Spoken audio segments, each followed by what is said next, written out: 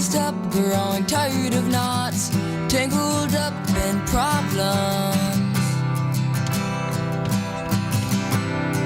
and not caring enough.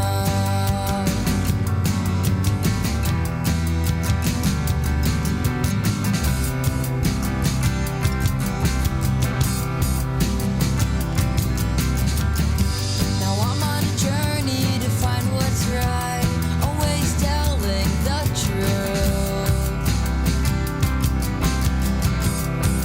but hiding all the lies.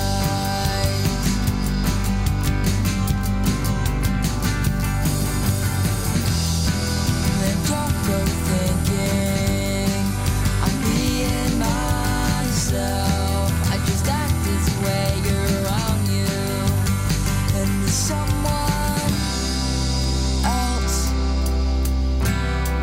This isn't where I wanna be.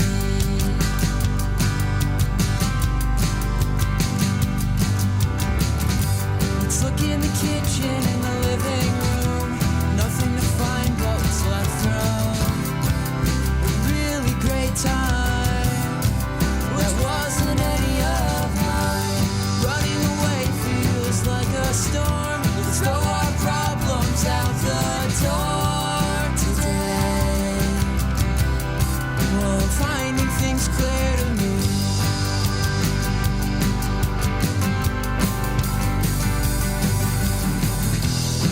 And don't go thinking I'm being myself. I got other things on my mind, not you or anyone else.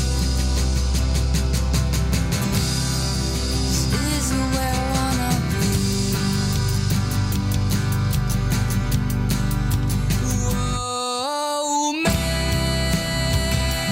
me see the things on the inside.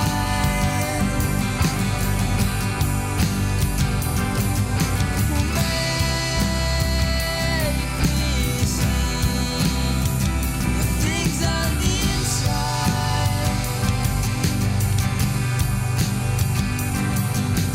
Make me see the things on the inside.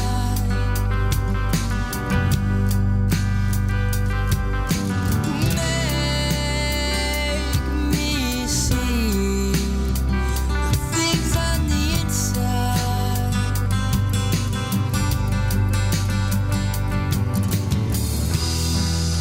Don't go thinking I'm being myself.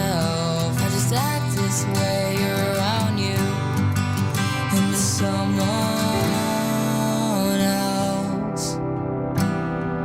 This isn't where I wanna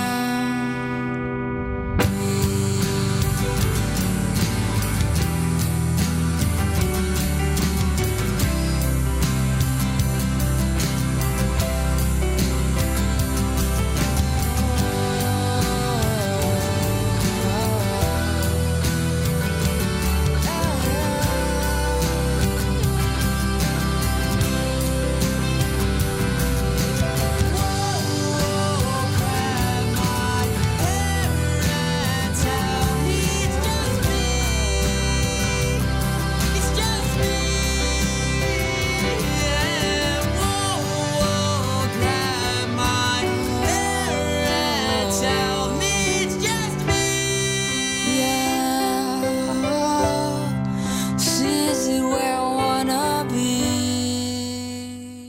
Hey everybody, this is Sky, and when I want to know what's going on in the wonderful world of sports, I tune to Sports World Radio. Hey, this is EAJ Man from Autopsy Live and the Skype Pirates. When I want to make it look like I give a shit about sports, I tune into Sports World Radio with Jeff Escow. Jeff Doing bad time. Doing bad time. Got myself a problem.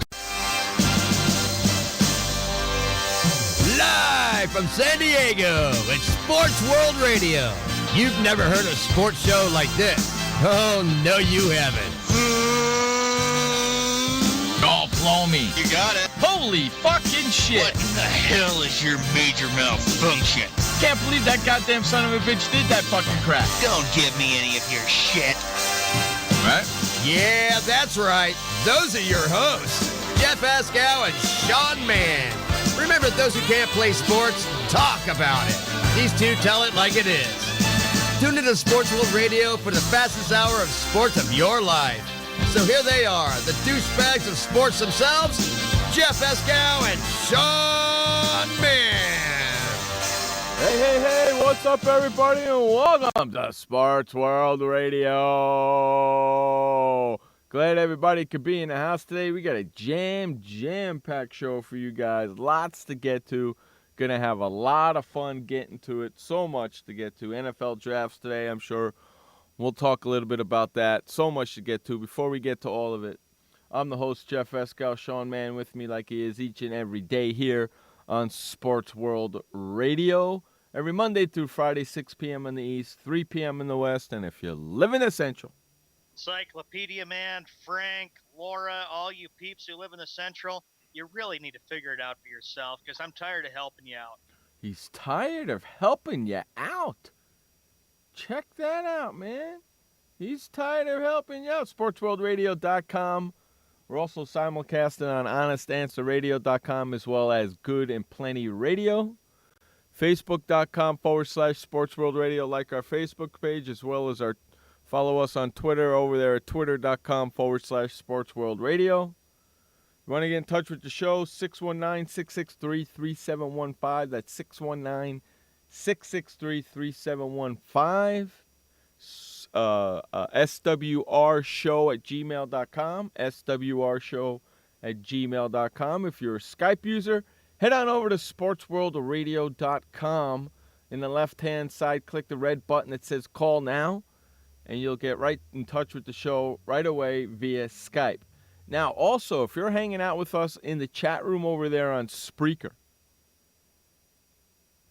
okay, if you're in Spreaker and hanging out with us, there is, on the play track down there, underneath the chat room, there's a heart there to the left. If you put your cursor over there, click that heart and like this show. Let's start getting some likes for this freaking damn show. So click that heart and like the show if you're hanging out in the chat room with us. Got a bunch of people hanging out in the chat room. Josh, our producer's here. Frank is here. He's coming in the second hour of the show today. Frank Sprankle's joining us. It is Thursday, so he'll be joining us in the second hour. One of our loyal listeners who's been with us from the beginning. Dr. Myth is with us. Dr. Myth has been with me for close to 10 years now. He's been with me a long time. Thanks for Dr. Myth hanging out with us. Tons of people hanging out in the chat room. Come and hang out in the chat room. That's over at Spreaker.com. If you don't have an account with Spreaker, get a free account with Spreaker today. Then just type in Sports World Radio. You'll find us. Open up the chat room and hang out with us in the chat room. I also want to thank all the loyal listeners that listen to the show after we do it live. There's a lot of folks out there that download the show and then listen to it later. I want to thank all those people as well for doing that. Thank you very, very much for doing that. We really appreciate that. We do this show for those guys right there in particular because they can't catch it live, but they go and listen to it later. So thank you very much for doing that. With all that out of this way, what do you say? Hey, we bring in that co-host of ours, Sean Mann, the update man. What's going on there? I wanted to say something to you. What's going on there, Drew Carey Jr.? That's what I wanted to say. I'm doing good, Jeff. Welcome, everybody, to Thursday, May 8th, 2014, 6:08 p.m. on the East Coast, which makes it 3:08 p.m. on the West. I'm doing well. The weather right now is very cool. It's like 62 degrees and a little cloudy right now, but it's been a beautiful day. How are you, Jeff, and how's the weather in San Diego? It is beautiful out here. It's probably around 70, 72 degrees. Slight breeze in the air. A little slight chill in the air. But I got some bad news. What's that? By the end of the week, But this weekend it's going to be nice, and it's going to be nice and cool for the rest of the week and the weekend. Starting next week, it's going to be 100 degrees out here. Oh. Yeah, exactly. You know what that means, right? It's going to be, it could be 110 in the studio while I'm doing the show. Woohoo! Yeah, rock and roll. So I think I got the problem figured out, though. I think I got the problem figured out. So we'll see what happens next are we week. ready for some stories, Jeff? What do you say? Yeah, lots of things going down, huh? Yes, a lot of things going down, and this is a very big story. The LA Clippers know very well that they are in the playoffs, but here's what we got. How about this? Shelley Sterling, the wife of Donald Sterling, plans to keep the LA Clippers. Everybody, what's your thoughts? The one article that I read about an hour ago, the only article that I read today, because I didn't get up until about 1:30 this afternoon. So I'm lazy. The only article I read was that article. She actually doesn't mind what's going on. In the article, she basically said, yeah, okay, I'm cool with that. We'll get a new team owner, a new president, new everybody in here. I wouldn't go as far as saying that, Frank. Frank says she's not a racist. I wouldn't go as far as that because she was involved in some of Donald's stuff back then. So I wouldn't go as far as to say as that. I think Magic Johnson should be the next owner of the Clippers. Magic Johnson's team and the Guggenheim and all them. Personally, that's just my personal opinion on the whole freaking thing. Well, what I get at too, Jeff, when you think about this situation is, remember, Magic Johnson had an interest to own the LA Clippers, but now since Shelley Sterling is saying that she's going to be remaining as the owner of the team, then Magic's going to say, well, no, not going to happen with me. I wanted to buy the Clippers and put it, and now since the Sterlings still have ownership of that team, we won't even want to go to any games. Remember what Magic said on the tweet? My wife Cookie and I will not go to an LA Clipper game with Donald Sterling or the family in charge of the team. Big deal. Great. Somebody else can go to the game and pay for a ticket then. Big deal.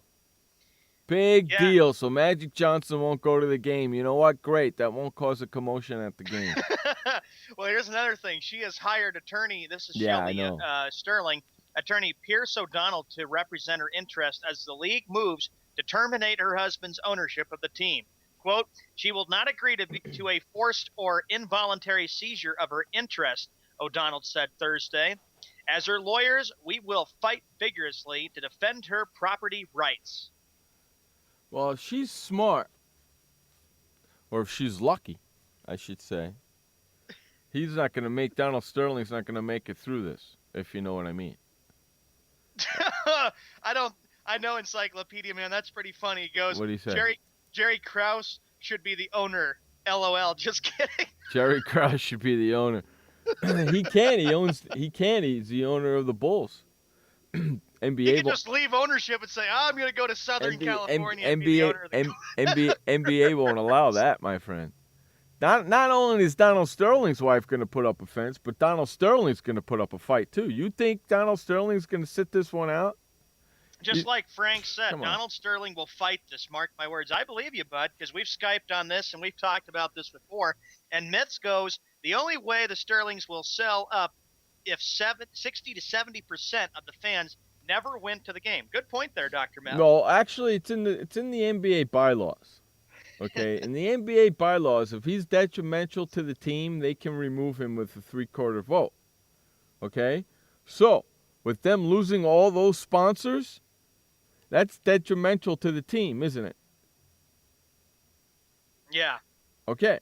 So he's detrimental to the team, so they can remove him. He could put up a fight. Sure, go ahead, put up the fight. Lose all that freaking money that you want because you're going to end up losing the fight anyway because it's in the bylaws. So you're going to lose the fight. Yep. Or you could be a man and first apologize, number one, and number two, be a man and sell a team They make a boatload of money. What the hell's the matter with you? Well, Frank goes, Jeff, you, me, Sean, Josh, and Nicholas should have interest in buying the Clippers. I don't have $1 billion, dude. Yeah, millions or billions of dollars. Dr. Myth is not a... And I hate to tell you something, Frank. Frank, me, Sean, Josh, Myth would never pass a background check. So just knock it off already. Don't even think about it there, Frank. Okay? Especially me. I probably would consider Frank. Frank wouldn't pass a background check. I wouldn't pass a background check. I don't think Josh might. Dr. Myth wouldn't. So forget about it right there. But before we go to our first commercial break, I'll just make this point clear, like you said, Jeff, because here's what's going to happen. The Sterlings, okay, Shelly Sterling's going to remain co-owner of the team. She's going to continue to remain the owner of the team. But the Sterlings are not out of this yet. Donald Sterling is going to fight with the NBA, and this could go on for months. And on that note, we got to go to commercial break. Sports World Radio. Did you know that just 30 minutes a day of physical activity can improve your health and decrease your risk of heart disease? For every hour of regular, vigorous exercise, you gain 2 hours of life expectancy. So start walking for yourself and for your heart. Start walking with your family. You'll feel better. Start walking in your community. You'll lead happier and healthier lives. Start walking. Start something. Join the movement today. For more information on the American Heart Association's START program, visit startwalkingnow.org and start walking. Start something. Storms move fast, so we use the best technology. That includes Bosch Icon wiper blades. They're beam blades with memory tension springs and an aerodynamic design, which means they fit the curve of the windshield. Bosch Icon wiper blades wiped our windshield clean and outlasted any other blade we've used. In my opinion, the Bosch Icon wiper blades are the best blades out there.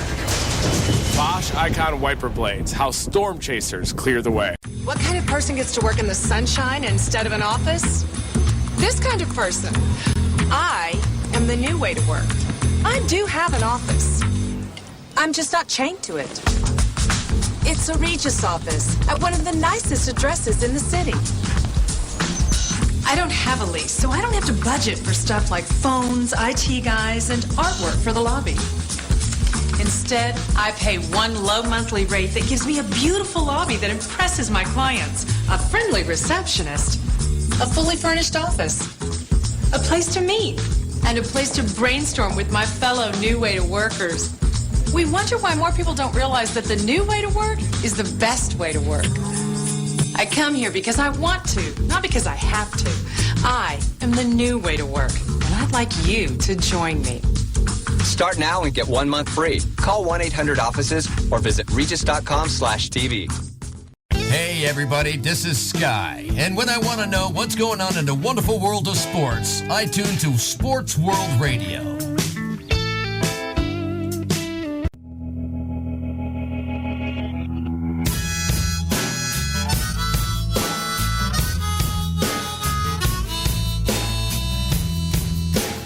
All right, welcome back to Sports World Radio, the fastest 2-hour sports talk you'll ever hear on the internet for Jiminy Cricket's sakes. Man, I screwed that one up good time, right, Sean? It happens. I screwed that one up really good, didn't I, buddy? Yeah, what are you going to do?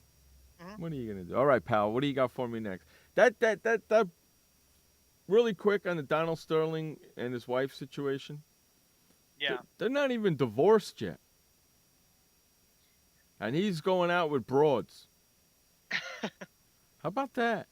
A little bit more from this story. ESPN's Darren Rovell reported Tuesday that the NBA believes it has the legal grounds to force Sterling to sell the team because he has signed numerous contracts with the league agreeing that an owner will not take any position or action that will materially or adversely affect a team or the league. Right. Right. Basically what it means is you can't be detrimental to the NBA or to your team. Yeah. Right? So, correct. By him losing all those sponsors, he's being detrimental to the team. He's bad for the team and bad for the NBA. So the owners by that bylaw alone, can remove him with a vote. He knows it. He knows it. So it's going to be, so even if he does decide to fight it, it's not going to matter. It's in the contract that he signed. Hello? Yeah, and we continue a little bit more with this story, Jeff. Richard Sherman, here's what he said. Richard Sherman doesn't believe that NFL Commissioner Roger Goodell would stand up to an owner the way the NBA has his counterpart, Adam Silver, did when he banned the Clippers owner, Donald Sterling, for life for making the racist comments. He goes, quote, because we have an NFL team called the Redskins, I don't think the NFL really is as concerned as they show. The NFL is more of a bottom line league. If it doesn't affect their bottom line, they are not as concerned. No, exactly, but it affects their bottom line, doesn't it? Yes, it does. It affects the NBA bottom line, and it affects the LA Clippers bottom line, so he has to go. He has to go. No It's doubt that about simple. it. And the NBA, and by those bylaws alone, the NBA owners, excuse me, the NBA owners can take a vote. As long as they have, 75%, three-quarter vote, they can remove them. I'm going to be shocked. If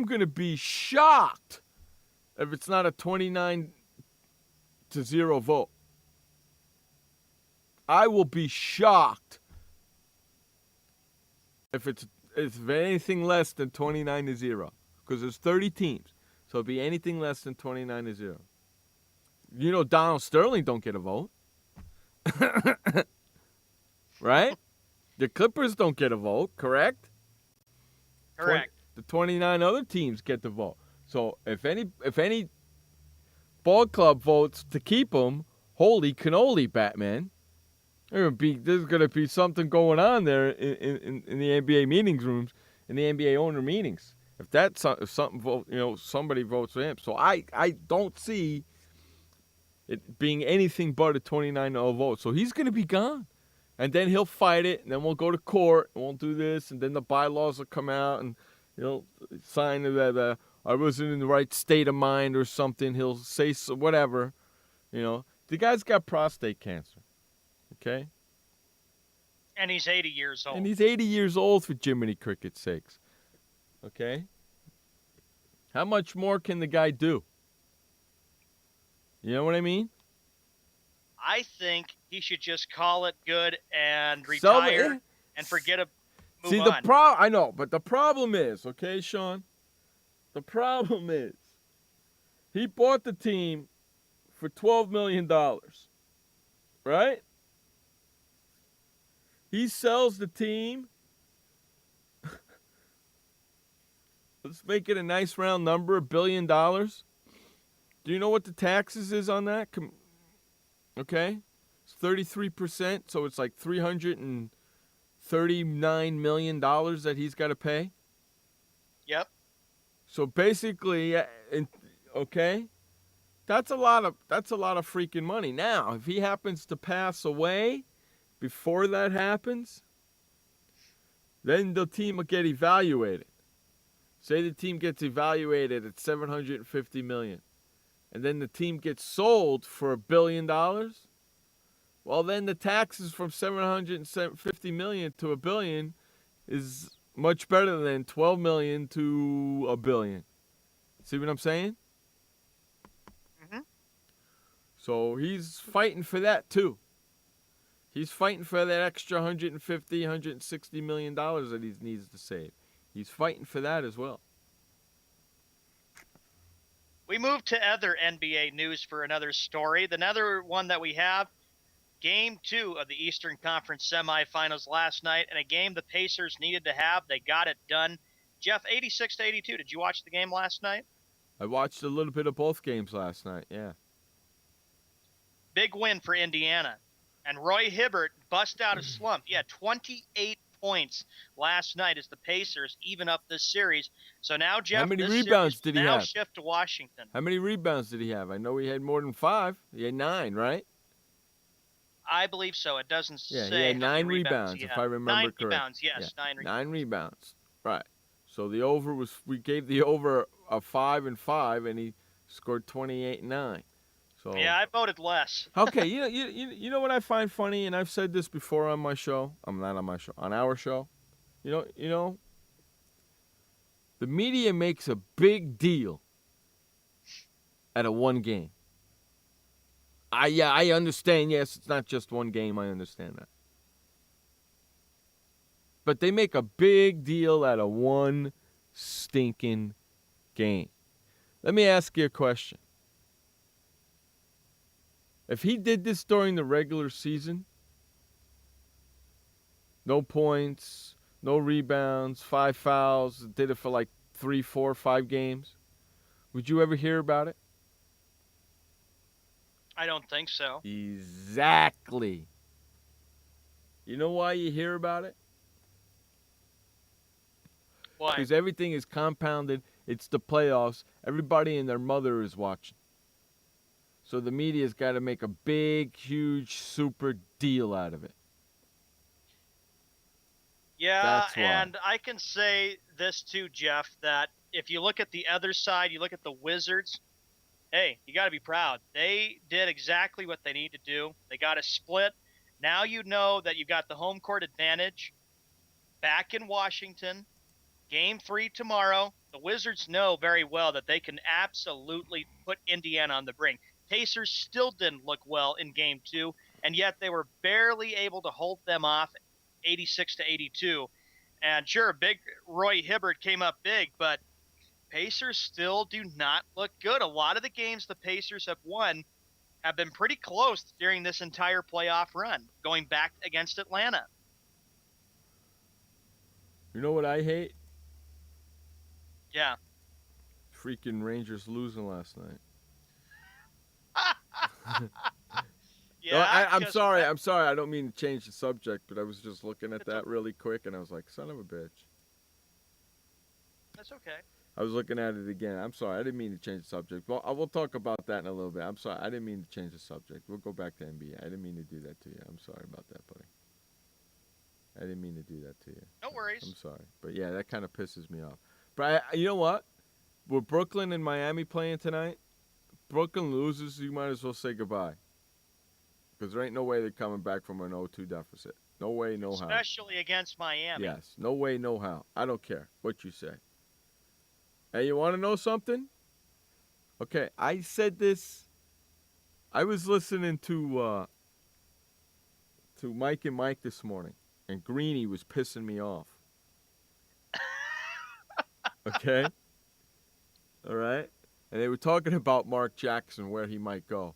And they're saying, oh, he'll probably he's not going to go to New York because of Phil Jackson, because Phil Jackson's going to coach the team via the upstairs box. Okay? So where's Mark going to go? Blah, blah, blah, blah. Well, we got to wait and see what happens in the playoffs, who gets fired and all. So they were pissing me off. They were mentioning all the other teams but the obvious one. So I sent them a tweet. Okay, I was still up sitting in front of my computer. It was 3:45 in the morning. They were pissing me. He was pissing me off. Yeah? Pissing me off, Greeny, man. Starting to get on my nerves a little bit. So I sent one to the Mike and Mike show and one to his personal one. They both said the same thing. It said, no matter... Okay, Frank Vogel fired, Mark Jackson in. And they nearly had a heart attack. They told me I was crazy, that's not going to happen. I said, watch it. Mark Jackson's not going to be the next head coach of the Knicks. I can guarantee you that. He's going to be the next head coach of the Indiana Pacers. I'm telling you. I am telling you. And when I feel that strongly about something, you know what usually happens, Sean. Your prediction comes out all the time, like 99% of the time. Can you believe Steve Kerr is all of a sudden the hot coach and everybody wants him? If he wants the job in Golden State, it's his. What the hell is that all about? Frank said to Mike and Mike, Jeff, you should have made a bet with Mike and Mike. I'm gonna take Greenberg down.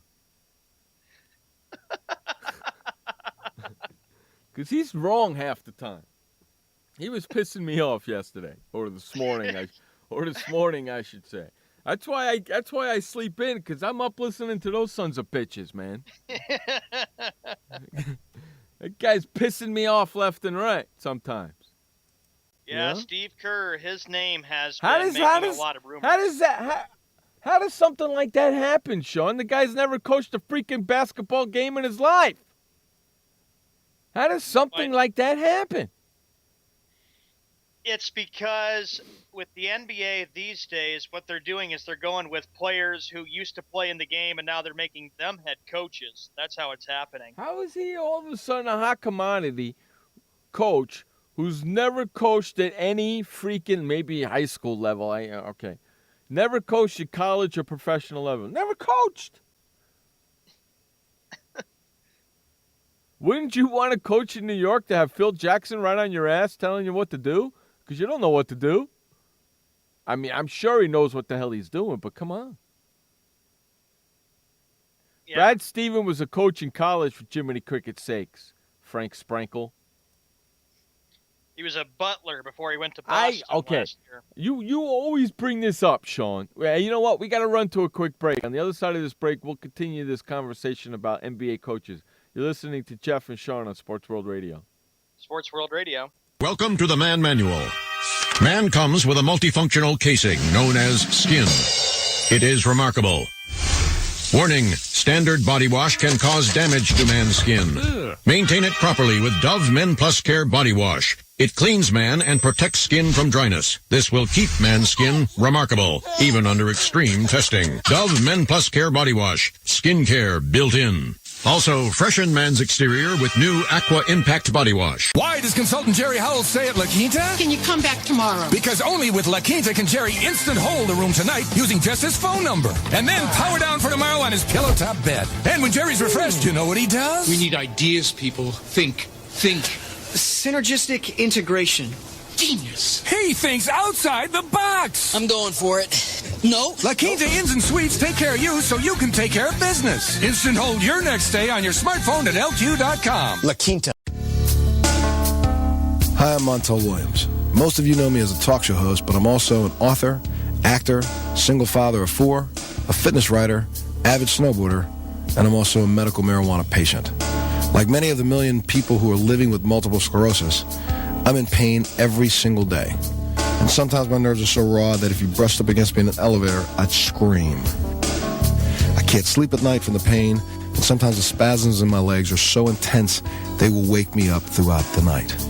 I've tried the strongest prescription medications available, and I'm going to tell you, they do not work. In fact, they leave me in a stupor, and most of the time, it's impossible to even live your life.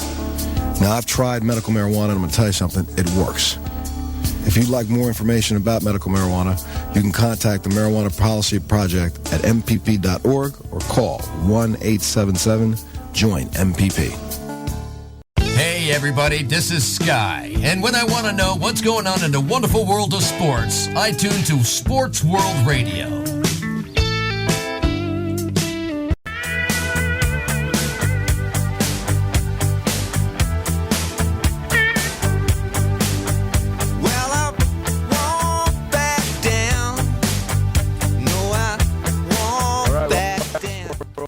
Radio right here on SportsWorldRadio.com. Jeff and Sean with you each and every Monday. What did I say? Did I say Jeff and Sean?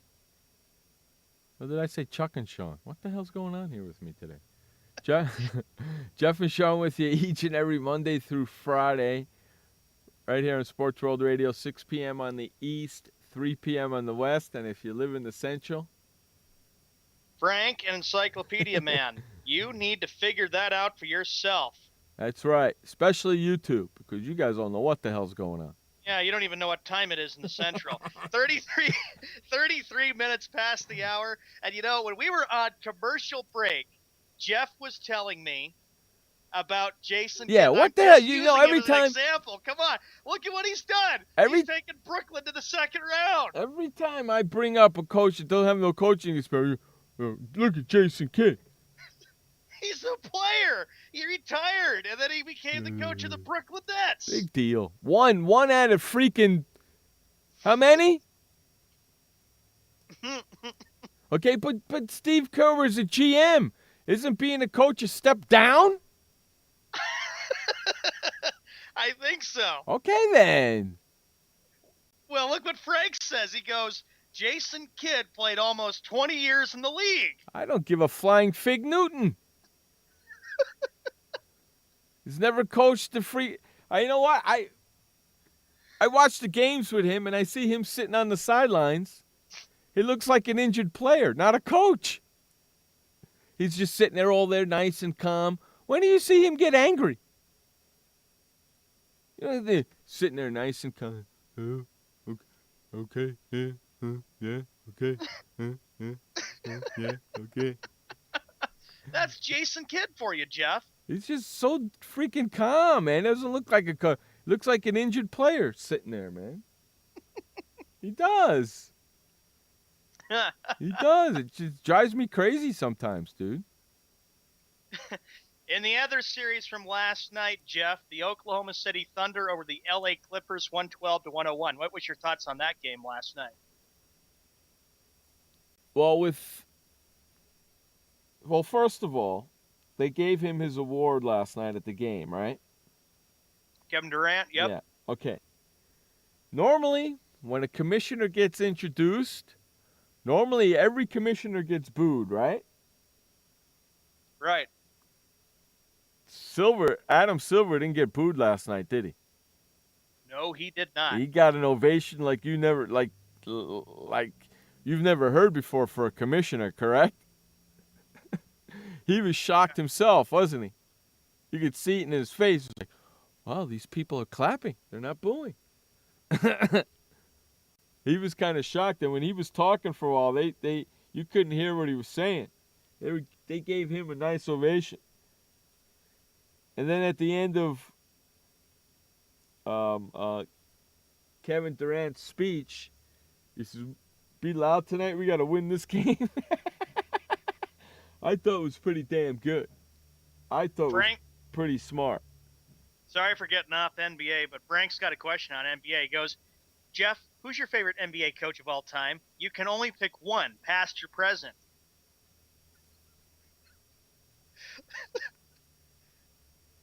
Hey, Frank, I'll tell you what, buddy. I'll save that until you come on the show in the second half. So not only can I tell you mine, but you can tell me yours. You like how I did that, Sean? Yes. And then Sean can tell us his. See, I knew Frank would like that. I know who it is. Frank's like, yeah, he's probably stalling so he can figure it out. No, I know who it is.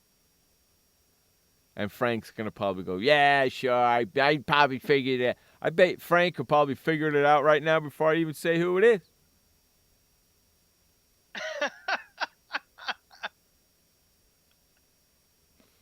Frank's going to be like, no way. I'm going to be like, no, it's not. No, it's not. Jeff's got a good one there. Frank, I can't wait to see what yours is.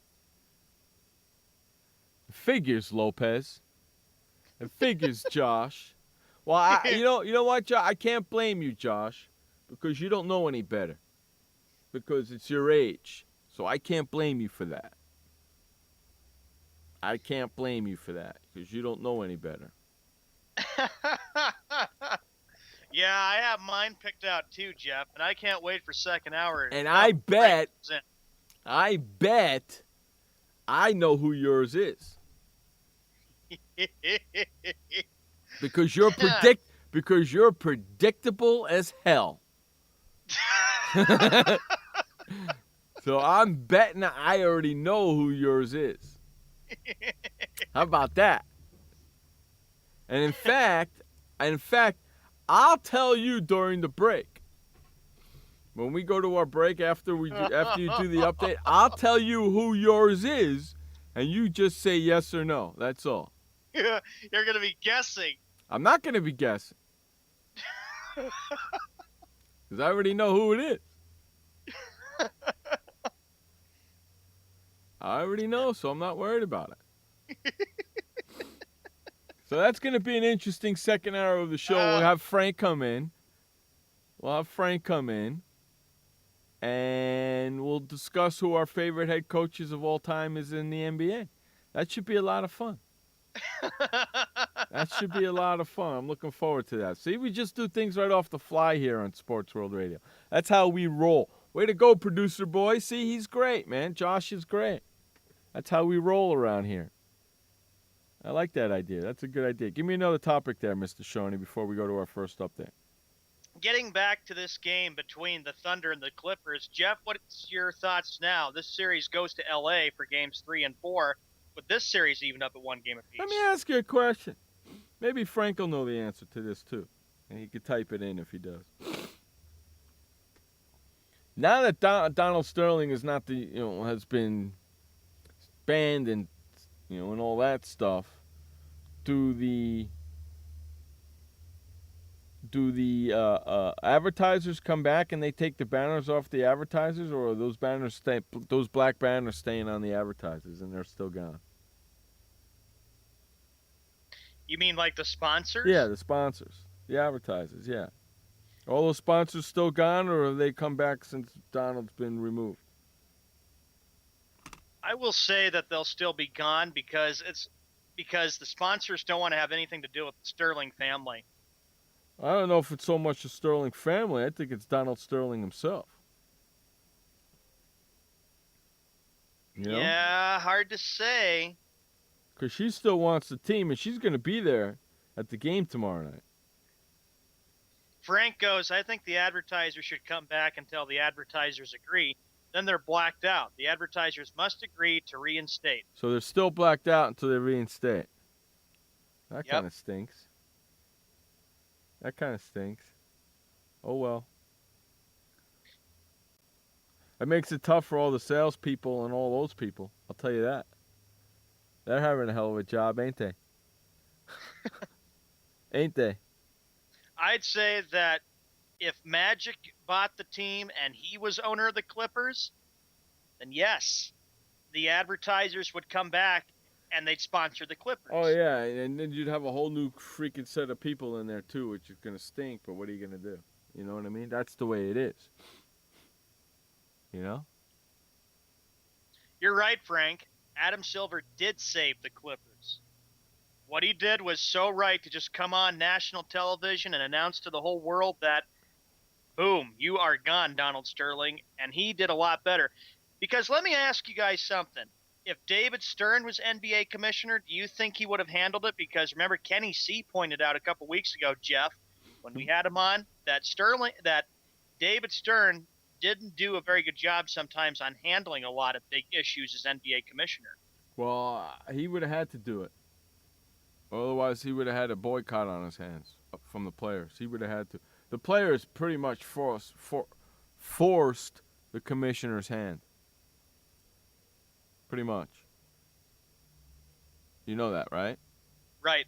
Pretty much forced the commissioner's hand. Hey, are you going to watch the NFL draft?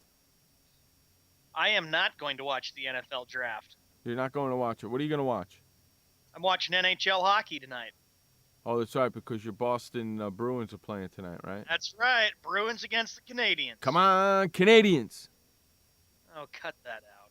Get one more win, and then the series is pretty much over. Don't even think about that. I will be in mourning. Yeah, I know you will. You'll be starting to pack away your Boston Bruin gear.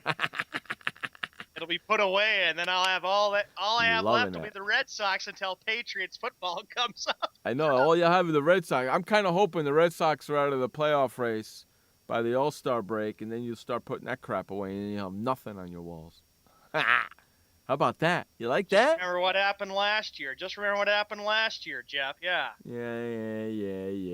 What do you think? You're going to hit a genie in a bottle again for 2 years in a row? Get the fuck out of here, will you?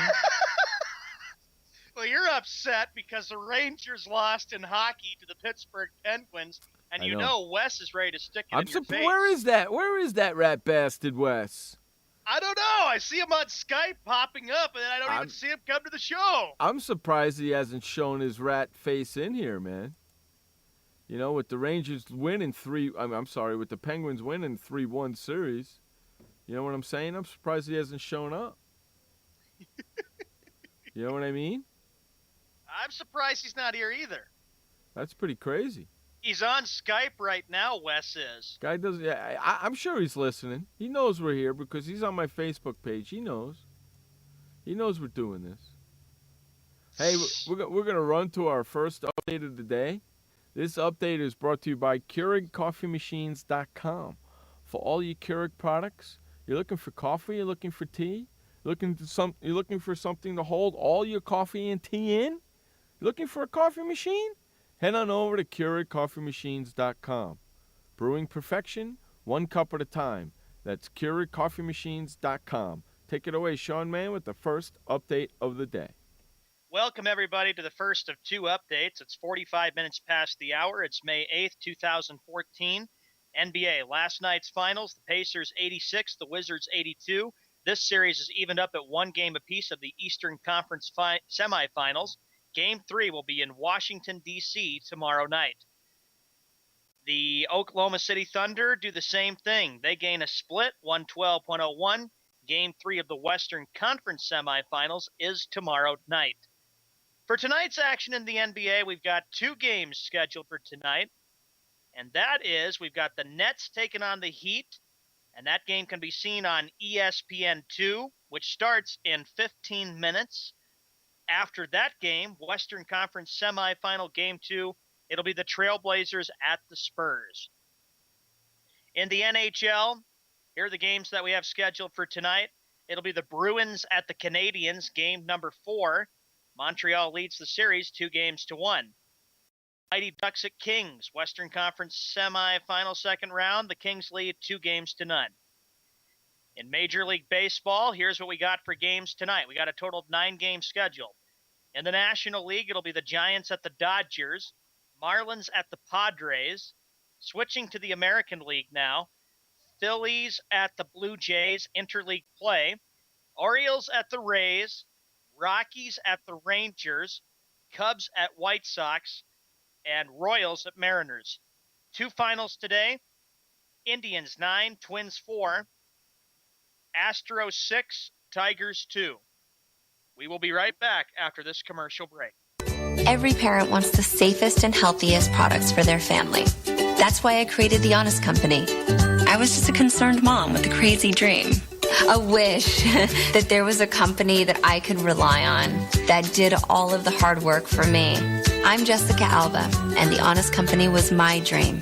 LegalZoom has helped 1 million businesses successfully get started, including Jessica's. Launch your dream at LegalZoom today. Call us. We're here to help. I had PTSD. Once I was back from Iraq, I was distant from everybody in my family. We had a reunion of our unit, and you'd hear these spouses say, "Is your husband doing that? My husband's doing that too. I thought it was just us." And really understanding that, hey, this is a common experience. I learned more to listen to what he was saying, and that made it easier for me to understand where his pain was coming from. Warriors should know that resources are available. Learn more at realwarriors.net. Confusion ever someone or have sudden you trouble had speaking, understanding? Understanding trouble? Have you sudden have or speaking someone ever confusion? Have you ever had sudden confusion, trouble speaking, or understanding someone? It could be one of the 5 signs of stroke. Sudden weakness or numbness of the face, arm, or leg. Sudden trouble with vision in one or both eyes. Suddenly having trouble walking or difficulty with balance. Or a sudden intense headache that comes out of nowhere. If you or someone you know has any of these symptoms, don't wait. Call 911 immediately. You could make a difference in someone's life, someone you love, maybe even your own. It's late until, wait, don't too. Don't wait until it's too late. Time lost is brain lost. Find out more at powertoendstroke.org. Brought to you by the American Heart Association, American Stroke Association, and the Ad Council. Hey, Hey everybody, this is Sky. And when I want to know what's going on in the wonderful world of sports, I tune to Sports World Radio.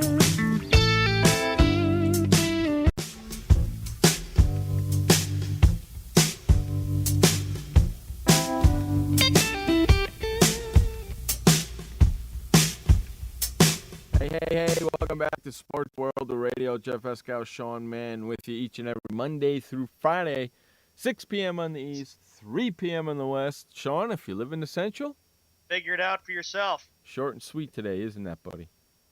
Very short and sweet. Yeah, you gotta start coming up with some new crap.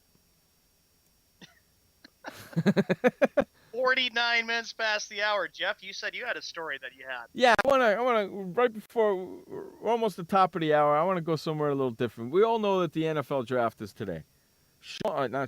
Josh was trying to egg me on yesterday with Jerry Jones, right?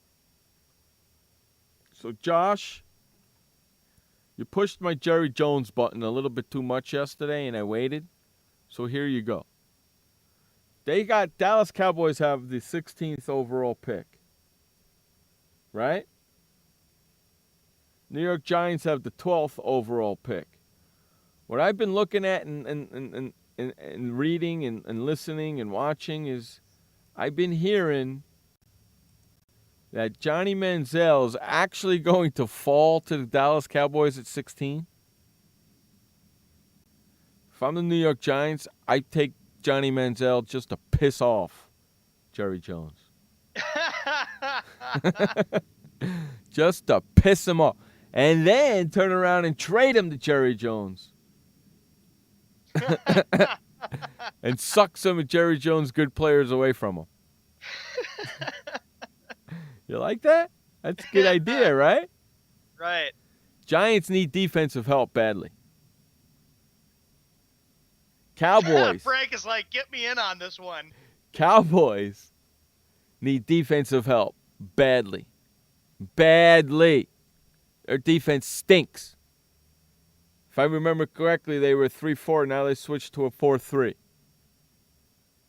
So they need help badly. Johnny Manziel is not the right person for that. What are you going to do? Draft him and have him sit? Have him sit on the bench? You draft a player and not play him, right? Right. Woo, yeah. Way to go. Way to go, Jerry.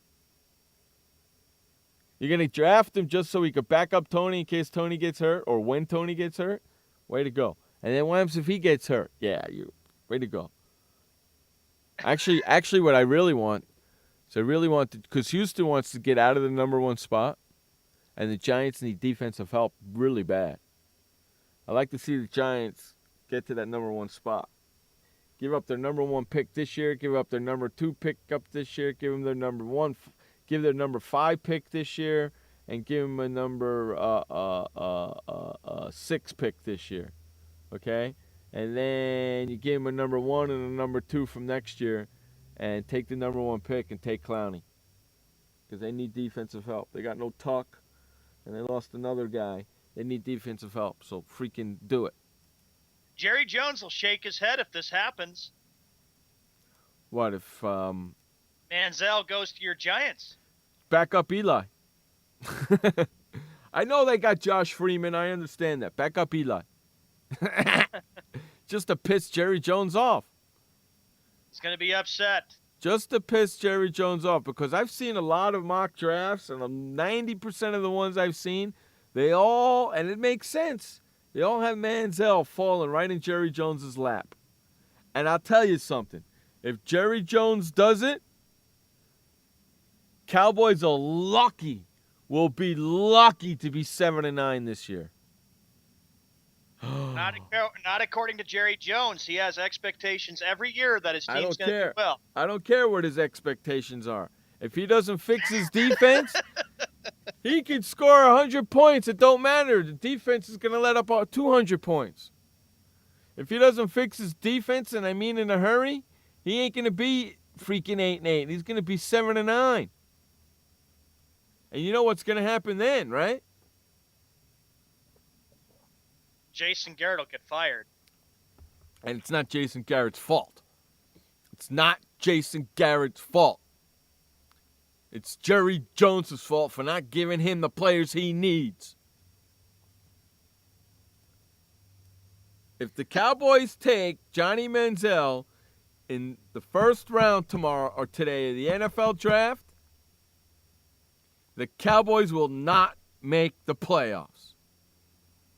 I'm telling you right freaking now, because they're not addressing their problems. And that's Jerry Jones for you right there. Frank talked about how he went last year in December to the Cowboys-Bears game. He enjoyed it. I think the Cowboys play the Chargers this year in San Diego. I hope so. Remember what happened last time the Chargers played the Cowboys? Dallas had like that 21-10 lead, and then the Chargers came back and beat them 30-21. Yeah, got smoked, and I hope it happens again this year. I'm gonna try and get my press pass this year for those sons of bitches, man. Damn Skippy. I'm all over that. I'm just waiting for this to go through, and then I'm all over that. And you have to remember, too, that Jerry Jones, when they hosted, the NCAA tournament, how he even got booed in Dallas because Cowboy fans very disgusted with the man who makes up all this talk, and then you don't see anything happening. No, you don't. I have not ever had any respect for that man, Jerry Jones. Jeff, Frank says, Jeff, one-on-one with Tony Romo. Can we get that? Jerry Jones coming to the show and interviewing Jeff? Or Jeff interviewing Tony Romo? I'd like to see that. Hey, Frank, try your best, dude. See if you can get him on the show. I would love that.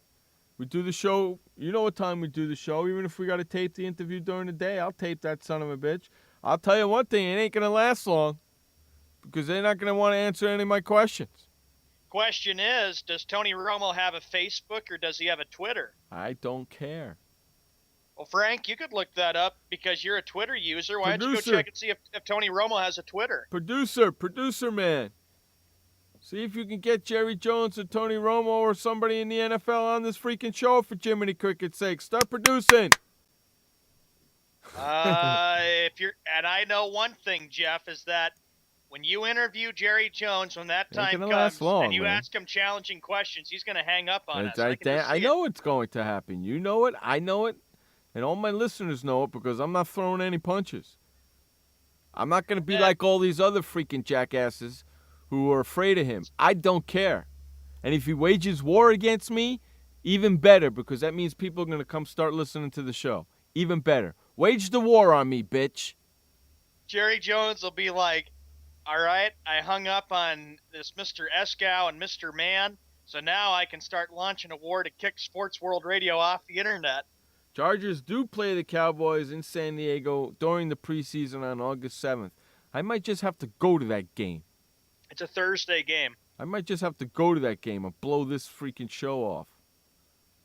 Hey, Frank, it won't last long because I'll body slam. I'll be nice to him for the first two questions, and then the third question, I'm coming with a body slam hard. And I can almost guarantee you he'll do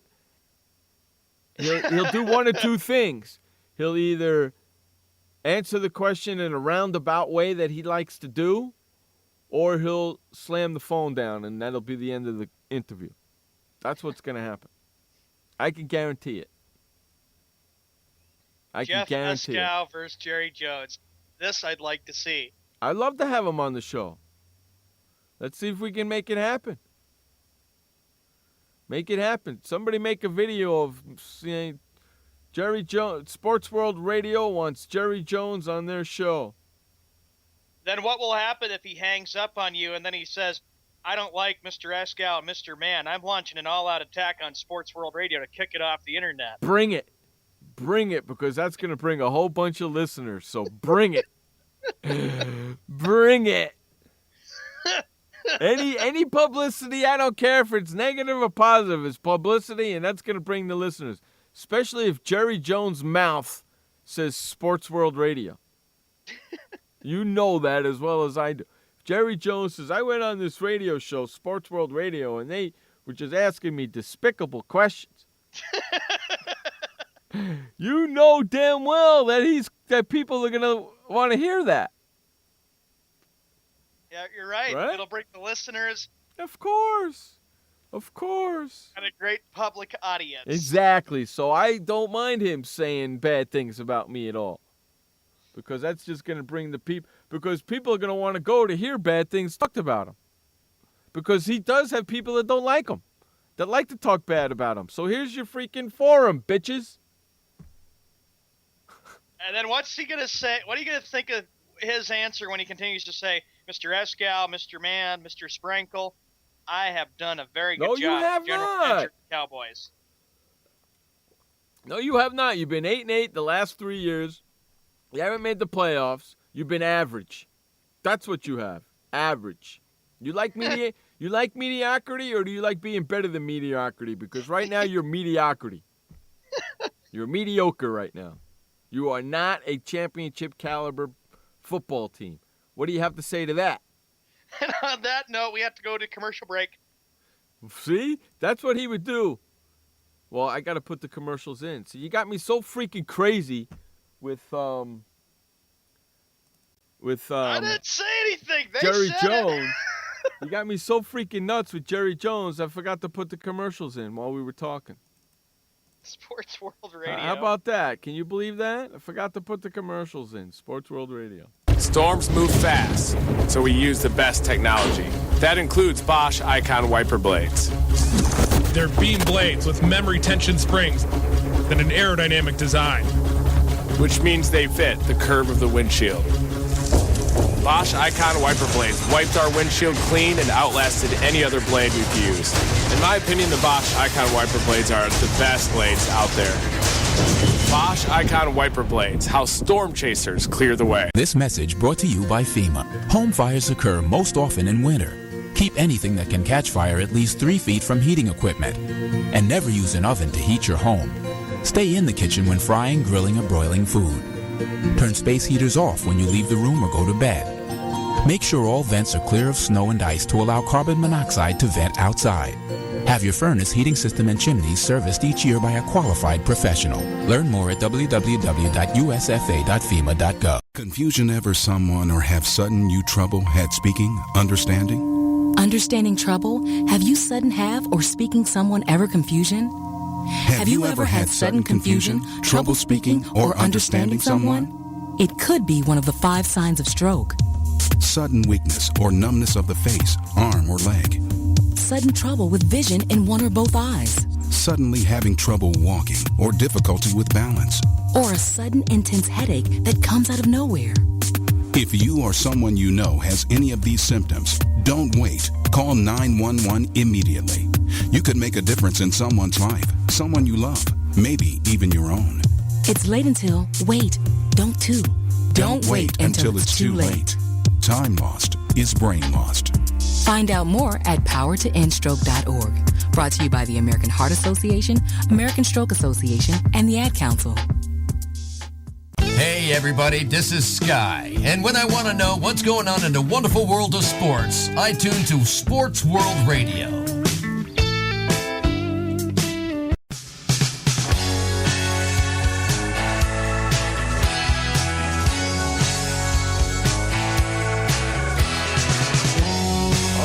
Back to the show, second hour of Sports World Radio. That's right, I said second hour of Sports World Radio. You know what that means? It's Thursday. Frank Sprankle's joining us. How's it going, buddy?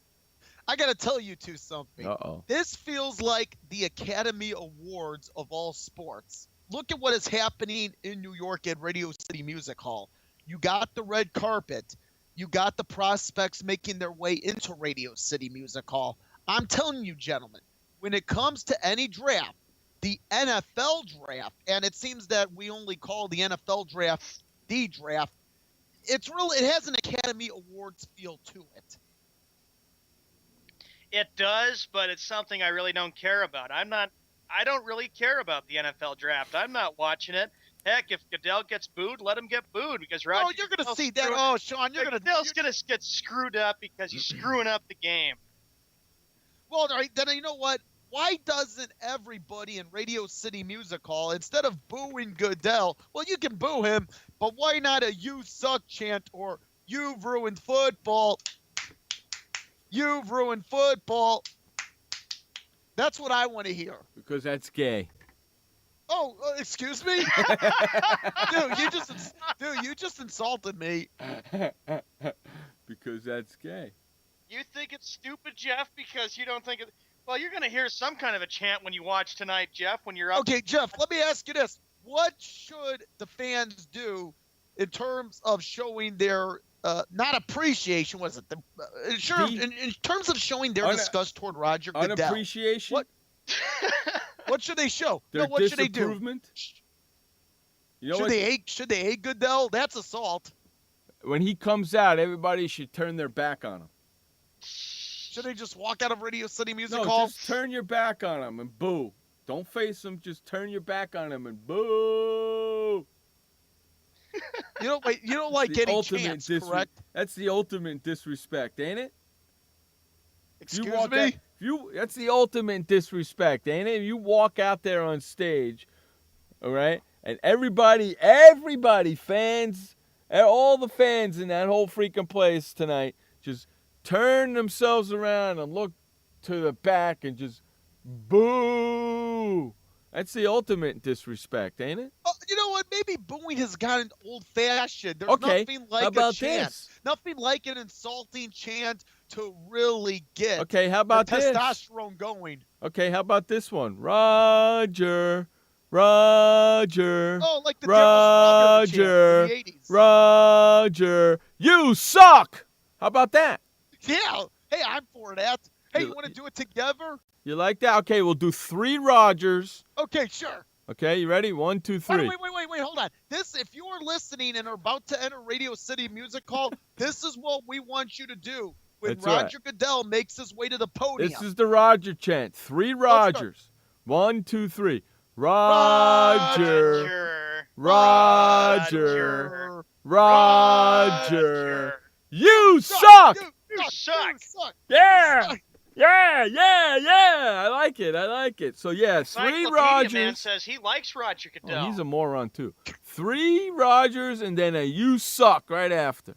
Isn't this the same guy that also thought the Bulls were going to win the NBA championship this year? Mm-hmm. Yeah, where's that wager, Encyclopedia Man? Let's see that Knicks stuff. I'm still waiting to see that on Facebook. You two are going to come out, aren't you? I mean, you two need to come out. Yeah, lots of luck with that. I love Encyclopedia Boy. I love Josh. He's a great kid. He's a great kid. He's a great. I'll tell you what, Josh, he's a great guy. We definitely love him. Yeah, he's a great kid. I love him to death. He's got a lot of passion about his sports teams. I love that. He's got some great opinions, even though I don't agree with them most of the time, and he's allowed to have them. But since he doesn't have the microphone, and I do, tough noogies. Well, here's what he says. He says the same person that supports the Cubs. Yeah, and I do support the Cubs. Granted, my Cubs have not defeated. Dude, one thing about watching these Cubs-White Sox games, and I have seen all 3 of them via television. One thing about these Cubs-White Sox games is that it has come down to poor defense and clutch hitting on the part of the White Sox. Poor defense on the part of the Cubs, clutch hitting on the part of the White Sox. What's in Chicago, Frank, with the Cubs? How they're doing this year? Hold on. Same old... Can I say this? Do you know what the attendance was at U.S. Cellular Field last night? What was it? Let me get you the exact number. I have the first 2 digits. Let me guess. You want to guess what the first 2 digits were? Okay, let me guess. I'm going to say the first 2 digits are a 1 and 8. No, but all right, I'll tell you what they are, unless Sean wants to guess. No, I would like to hear the statistics. Okay, the attendance last night, Chicago Cubs at Chicago White Sox, played in 3 hours and 3 minutes in front of 21,075. 21,000, huh? 21,000. So the ballpark was half full, half empty, either way you want to look at it. That sucks. 2 baseball teams, both of Chicago's baseball teams. That sucks. I know, in regular season. But this also shows you that nobody cares. Interleague play has rubbed off. Mm-hmm. I told you that. Now, in the early years, it was hard to get a ticket for this series. I told you. If you had a ticket, you were somebody special in about the first 5 to 6 years. But really, about the last 5 years now, this series has fallen on grace. It's nothing new. It's nothing refreshed. Right. Because they play it they play it too much now. And also, you got to look at it this way, too. It was played during the weekday as well. Yeah, which is not smart. No. It should have been played during the weekend. It should have been done Friday, Saturday, and Sunday. You would have freaking rocked the building. It should have been played. Well, if you're going to play them in both ballparks, play them Friday, Saturday, and Sunday. Actually, next year, the Cubs and White Sox will play a weekend series. I don't know if it's a weekend series, but I know it's going to be 3 games. Hopefully, it's a weekend. They're going to play 3 games in each ballpark. But that has to do because of the fact that the National League Central is going to play the American League Central and Interleague play in 2015. Hey, let me ask you a question, Frank. You can ask me any question you want. I plead the fifth here. Before we go to break, have you heard of ESPN promoting the 2 games that are on ESPN tonight, the NBA, more or less than the NFL draft? Oh, I think ESPN is promoting more the NFL draft than they are the 2 NBA games. Let's understand this. Typically, you do have the weekend, and I guess you can look at Thursday as being close to the weekend. So you're in that weekend feel once you get into Thursday, or starting to get into that weekend feel. You understand the draft is held typically in early to mid-April. Right, no. So typically you would have ESPN airing these games and not ESPN2. Yeah, but so don't I'd they have to say ESPN is promoting the draft more than they are these NBA games. Yeah, but don't they normally have the ESPN games on Friday night? Yes, they are. So why is it? Well, it's not Friday. It's because Thursday. It's not the first round. It seems that the draft is going to wear. It seems that everybody wants to see the first round. They really don't want to. The casual fan doesn't care beyond the first round for the most part. What for the NFL draft? That's why ESPN is going to be airing tomorrow night the NBA games, and ESPN2 will be airing the NBA draft. But guess what? I'll be watching the NFL Network. Guess what? I'm watching the basketball game, and it just tipped off. Guess what? We got to go to commercial. Not yet. We got have about 4 minutes to go. Before the next. 4 minutes to go, according to my clock. Frank, my question to you, though. Way to go, Frank. I like the way you tried to back out of that one. That was good. Hey, you said we had to go to commercial. You misled me. Not yet. Frank, my question to you is what's the mood in Chicago for Cub fans right now? Just thinking it's going to be another long year and we won't see the World Series. Sean, you go back to around 2007, 2008, and even 2004, 2005. Obviously, the Cubs were 5 years, were 5 outs, I should say, 5 outs removed from a World Series in 2003. Really, since 2003, and you have to understand, you had 2007, 2008 playoff appearances for the Cubs. Until about 2010, 2011, you would have sellouts at Wrigley Field. I don't think, with the exception of opening day, the Cubs have sold out. So in terms of actual interest and enthusiasm for the Cubs, it is lacking considerably. It seems that Wrigley Field is drawing their crowds. They're drawing 25 to 30,000 a game, maybe 35,000. They did that last weekend against the St. Louis Cardinals, I believe.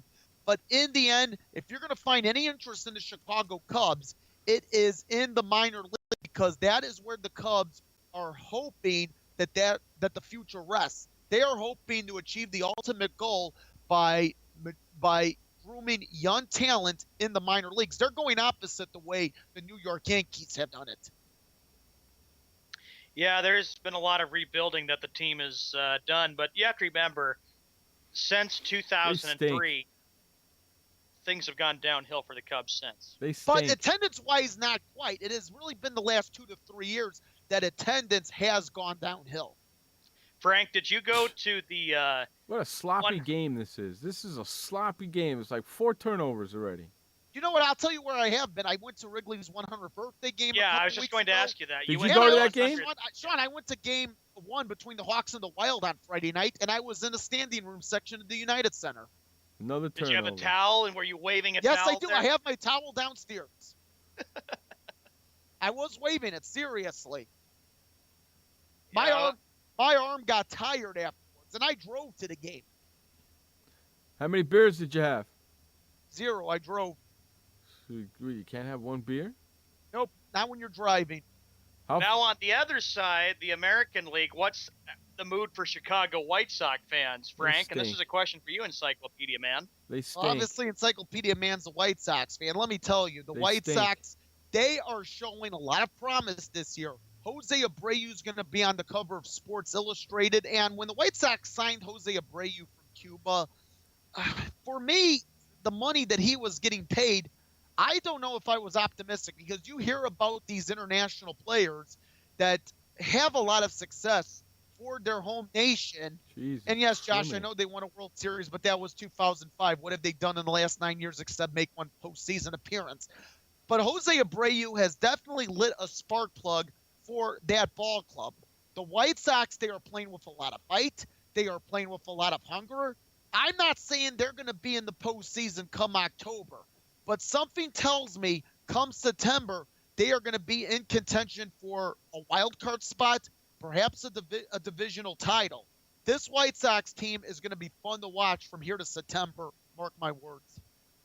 This game is sloppy as all get out, man. It's 2-0 Brooklyn, 8:30 to go in the first quarter. How crazy is that? By the way, hold on.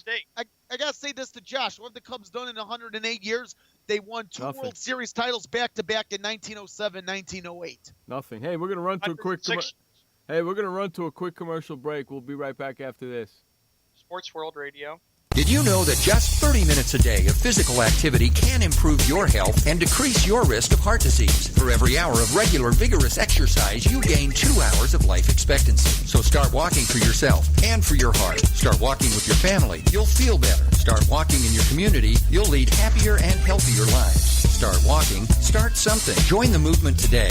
For more information on the American Heart Association START program, visit startwalkingnow.org and start walking. Start something. Storms move fast, so we use the best technology. That includes Bosch Icon wiper blades. They're beam blades with memory tension springs and an aerodynamic design, which means they fit the curve of the windshield. Bosch Icon wiper blades wiped our windshield clean and outlasted any other blade we've used. In my opinion, the Bosch Icon wiper blades are the best blades out there. Bosch Icon wiper blades, how storm chasers clear the way. What kind of person gets to work in the sunshine instead of an office? This kind of person. I am the new way to work. I do have an office. I'm just not chained to it. It's a Regis office at one of the nicest addresses in the city. I don't have a lease, so I don't have to budget for stuff like phones, IT guys, and artwork for the lobby. Instead, I pay one low monthly rate that gives me a beautiful lobby that impresses my clients, a friendly receptionist, a fully furnished office, a place to meet, and a place to brainstorm with my fellow New Way to Workers. We wonder why more people don't realize that the new way to work is the best way to work. I come here because I want to, not because I have to. I am the new way to work, and I'd like you to join me. Start now and get 1 month free. Call 1-800-OFFICES or visit regis.com/TV. Hey everybody, this is Sky. And when I want to know what's going on in the wonderful world of sports, I tune to Sports World Radio.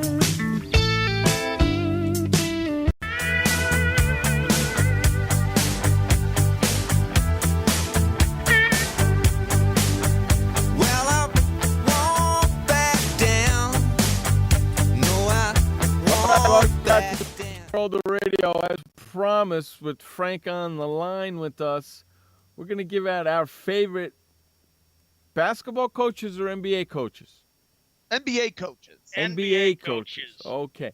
NBA coaches. So we're going to give, all three of us are going to give our favorite NBA coaches of all time, right? The one that we think is the best, right, Frank? That's what you asked, correct? Yes. I asked you specifically, but if you want to know mine, I have a name.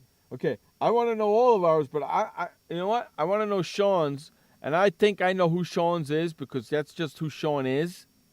Sean, you're picking Red Auerbach, aren't you? Oh, yes! Oh, my gosh! That's okay. I wasn't going to pick him anyway.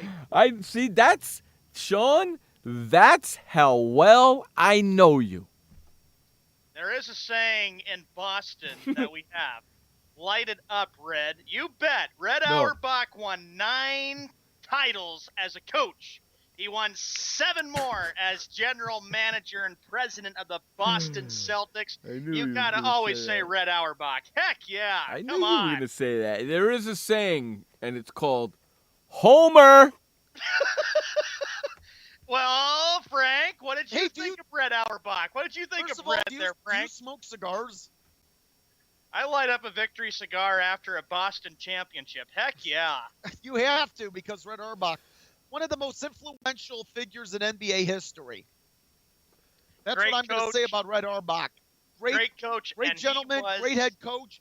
Meant a lot to the Celtics, also as an executive, too. I'll tell you what, if you look at Celtic way and Celtic pride, you think of Red Auerbach first and foremost. You betcha, because he was the Boston Celtics. He drafted just as much as the parquet floor. He drafted the African American in 1956 and Bill Russell. He brought in Bob Cousy and Havlicek and Heinsohn, Sam Jones, Casey Jones, Dave Cowens, Don Nelson, Larry Bird, number 33. Yeah. Knew it. The list goes on. All right.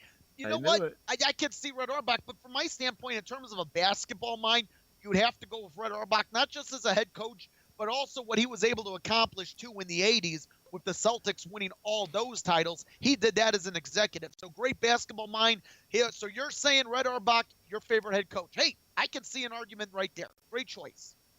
You know what? I know Sean so well. I knew that's who it was. If you go to my Facebook, I'll have pictures of Red Auerbach because I have a Boston Celtics album. It's a dead giveaway for Sean. It's a dead giveaway. Yeah, I know, Josh. I know. Sean is a Homer Simpson. Yeah. I am not a homer. It's just those are my teams, and you think of all the Those greats. are my Give me teams. Hey, I got a question. Do you drink Duff? No. Do I you got my drink- Mountain Dews to drink. Do you drink what? What did you say? Do you drink Duff? Dove? Duff. No. Duff beer.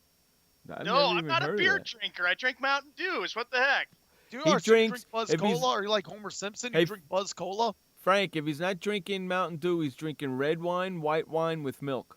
Dude, I haven't had Mountain Dew in years because I've actually cut out on the pop in over the last 3. Can you imagine what that looks like? Red wine with white wine with milk. I got wine restored in my refrigerator. But that's disgusting looking. Milk with wine in it? Ew.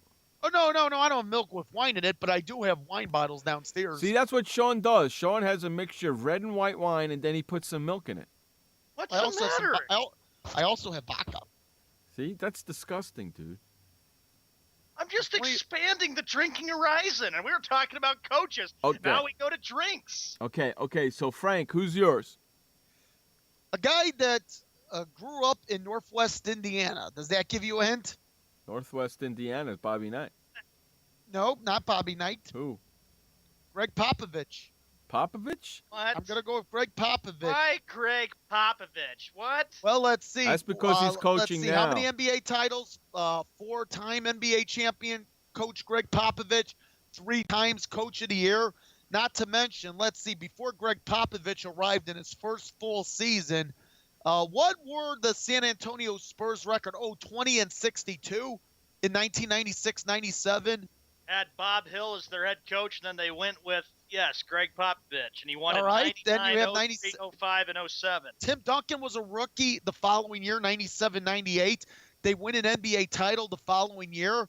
And if you look at the best coach, I would have to say for this era, and to that effect, my favorite coach in the NBA, period, I would have to say it's Greg Popovich. It's Pop.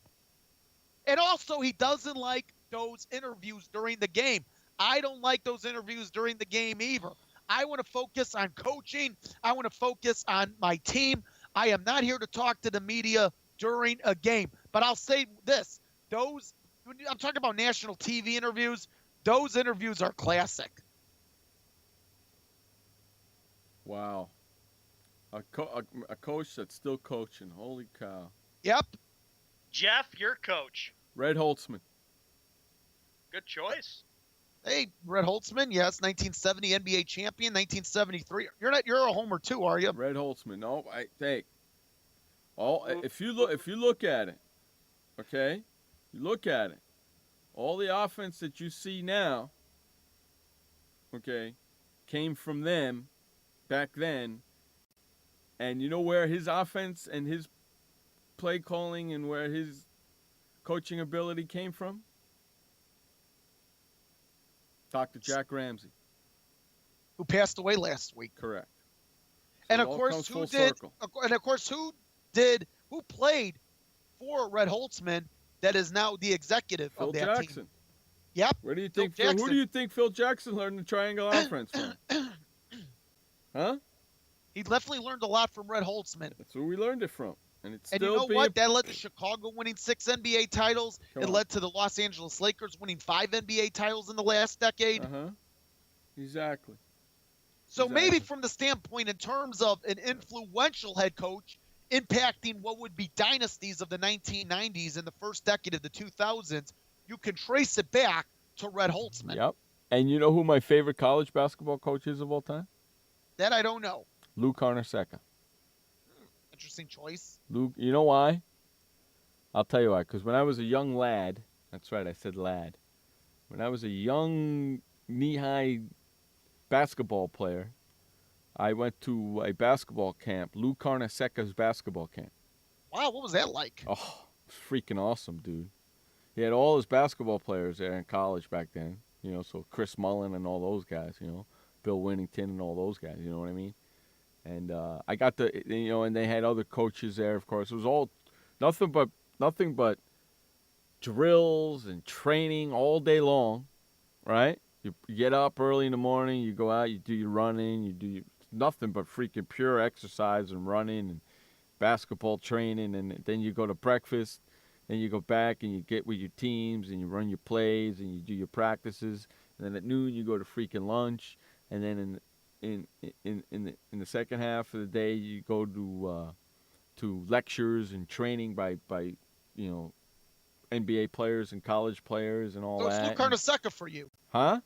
So it's Lou Carnesecca for you. Oh yeah, and then you go to then you go to dinner, and at nighttime you play your games. So you're playing your games under the light with everybody there watching and cheering, and it was a lot of fun. Yeah, man, it was great. And in college, if you take a look at his record at St. John's, and remember he had a 3-year stint away from St. John's so he could coach the New Jersey Nets, but he was 526 and 200. That's a great record. And by the way, here's something else about Lou Carnesecca himself. He's 89 years old now. Next January 25th, he'll be 90. See, and back then, Raleigh Massimino and Syracuse head coach now, what's his name? Jim Boeheim. Jim Boeheim. And Thompson and all those guys, they were all there coaching the kids. Because they were all friends back in the day.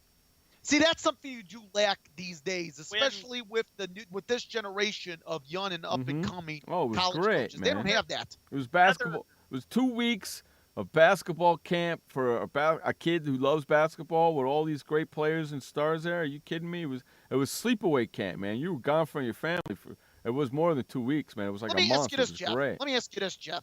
Do you get the sense that the college coaches today, I'm not talking about Boeheim and all of them, but do you get a sense that these coaches that have appeared in the college ranks over the last 10 to 15 years, that they don't necessarily care about that interaction, that for them they care about, yes, their program, but also the cash that's coming their way from the university? Yeah, plus they don't go out and I don't think a lot of the college coaches do camps anymore like they used to do back in the old days and spend a month there just drilling kids and helping, I'm talking anywhere from, how old was I? I was like freaking 10, 11, 12 years old. So anywhere from that age all the way up to, I think it was 16, and that was it. So from like 10 to 16. That's the future of basketball right there. You got to get those kids ready, Fundamentals. They drill them into you day in and day out. Well, let's look at everything associated with college basketball today, and for that matter, high school basketball.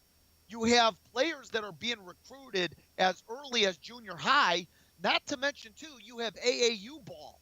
Right. It's not the same. It's different, and I think it's for the worse.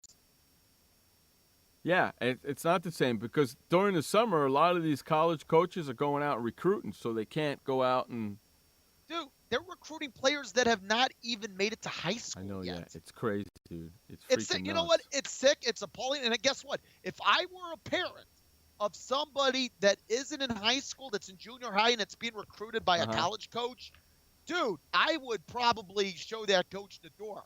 Let my kid grow up, and then we'll talk. When I was growing up, I was fortunate enough. I went to Lou Carneseca's basketball camp, and I went to Pistol Pete Maravich basketball camp. Growing up. When I think of if I get back to the NBA coaches here, Jeff and Frank, I think not just of Red Auerbach. I think of Phil Jackson as another good coach. Look what he did when he won 11 titles, like you talked about, Frank. How about Pat Riley? Pat Riley was another good coach. Look what he had done with Showtime with L.A. And your Knicks, Jeff. He took your Knicks to the finals in '94. And look what he did with Miami. And look what he's done there. He's won some titles with the Heat. So Pat Riley is another name that comes out there. Frank, what do you think of Pat Riley? I think Pat Riley says it all with the accomplishments in Los Angeles. Capturing those NBA titles. It was either Magic's Lakers or it was Bird's Celtics of the 1980s. And you know what? I got to give him props for 2006. Look, I know the Miami Heat are a different team now, but how many people, I know we do, but how many people realize that the Miami Heat actually won a title before the Big Three? This is 6 years before the Big Three won their first title. Who was the head coach? Pat Riley. Grooming a young Dwayne Wade in the leadership. So you know what? A lot of respect for Pat Riley as a player, an assistant, as a head coach, and as an executive now. And on that note, we have to run to an update. That's right. This is the final update of the day. Take it away, Sean Mann, with the final update right now. In Major League Baseball right now, interleague play, top second, the Phillies have a 1-0 lead against the Blue Jays. We stay in the American League. There's the Orioles at the Rays. Interleague play, Rockies at the Rangers, Cubs at White Sox.